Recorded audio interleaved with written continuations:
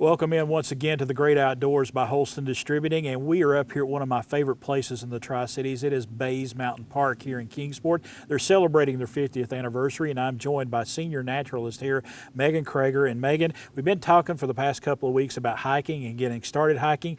You want to encourage people to come up here and hike Bays Mountain, but to hike everywhere around our area. Correct, and there's so many areas within Northeast Tennessee that one can find, especially within Warriors Path, and then we also have Roan Mountain State Park, Buffalo Mountain, and there's several other areas in between, and they have a variety of hiking trails at their facilities. Now, we talked last week about the essentials, the things that you absolutely need when you head out on the hiking trail, but there's some other things that you need to take with you as well, or to keep in mind when you're hiking. Sure, most definitely, and the first thing is safety. And so you want to keep in mind if something happens to pop up, if you happen to get a cut on your finger or something of that nature, you want to have a first aid kit.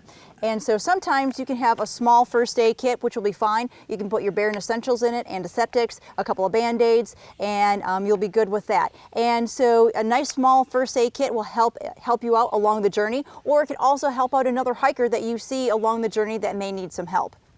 And of course, you got to have, we were talking about those water bottles, but having a pack with you also could be essential as well.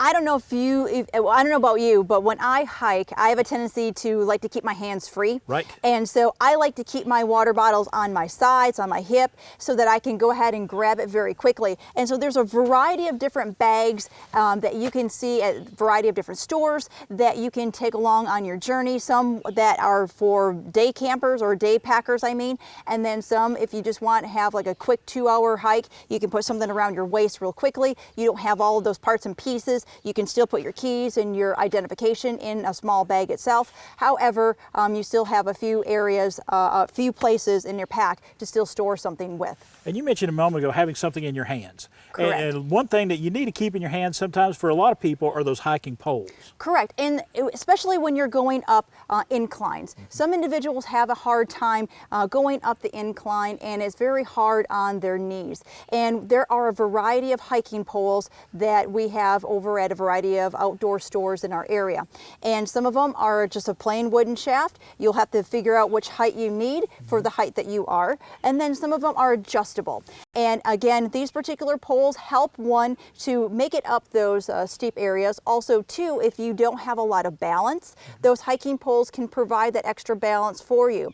Sometimes hiking poles can help you get things off trails. Right. So if you happen to see a critter on a trail that you may not want to pick up with your hands, you can go ahead and motion them along very nicely with those particular implements. And I think we're talking about snakes there. You got it, yes. That's the big one, yes. Exactly. But once again, keeping safety in mind on that as well. Correct. All right, Megan, thank you so much. Great words of advice about getting out on the trails around here and the things you need to take.